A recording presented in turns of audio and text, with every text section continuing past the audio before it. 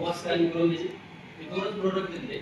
आणि ऍक्च्युली त्या शेतकऱ्याचा आहे ना कांदा खूप दाट झाला होता आणि तो शेतकरी त्याला मोडून टाकायचा होता कांदा. ते पण अति दाट झाल्यामुळे आता येणार नाही. पण त्याला फक्त जस्ट आपलं वस्त्र 2 आणि 1 किलो मॅजिक दिलं आणि एक रासायनिकची त्यांनी म्हणून एक बॅग घेतली त्याच्यात मिक्स करून त्यांनी वापरलं. त्याचा रिझल्ट एवढा जबरदस्त आला की त्याला आजूबाजूचे शेतकरी सांगायचे की तुम्ही हा कांदा काढून टाका, याची साईज होणार नाही किंवा हा पोचणार नाही.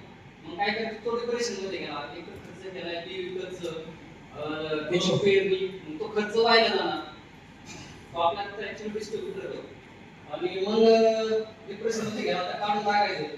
भेट झाली, त्याला आपण वस्त्र आणि ग्रोमॅजिक दिलं. तर सर 15 दिवसामध्ये तो कांद्याची चमकच वेगळी झाली. भेटेला आजूबाजूचे शेतकरी विचारायला लागले तुम्ही हे काय वापरलं बा? त्याला काय आपल्या बिझनेसची कसली माहिती नव्हती किंवा कसली आयडिया नव्हती. तू सांगायचं माझ्या एका मित्राने असं दिलंय, 2 पॅकेट आणि छोटी पुडी दिली आणि ते वापरले. ओके, त्यानंतर 15 दिवसांमध्ये चमक आली.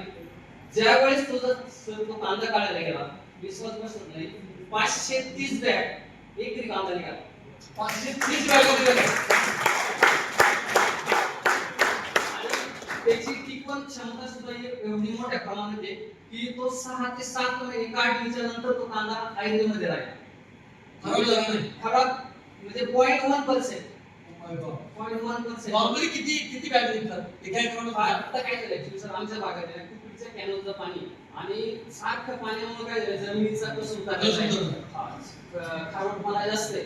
त्याच्यामुळे काय झालं की एकरी फार फार तर 2-250 बॅग लईच टप्पा शेतकरी असेल तर लास्ट 300 बॅग. काय बोलताय? 300 बॅगच्या पुढे म्हणजे त्या पंचक्रोशी किंवा त्या तालुक्यामध्ये कांदा काढणं सर डबल झाला. Direct double.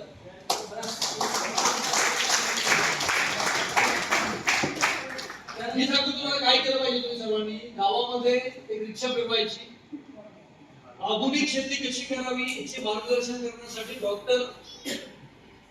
इंडियाकडचे डॉक्टर येत आहेत. ग्राम पंचायतीचा आव्हान असतो, तिथं समोसा घेऊन जायचं 30-40 पोरांना, परत यायचं.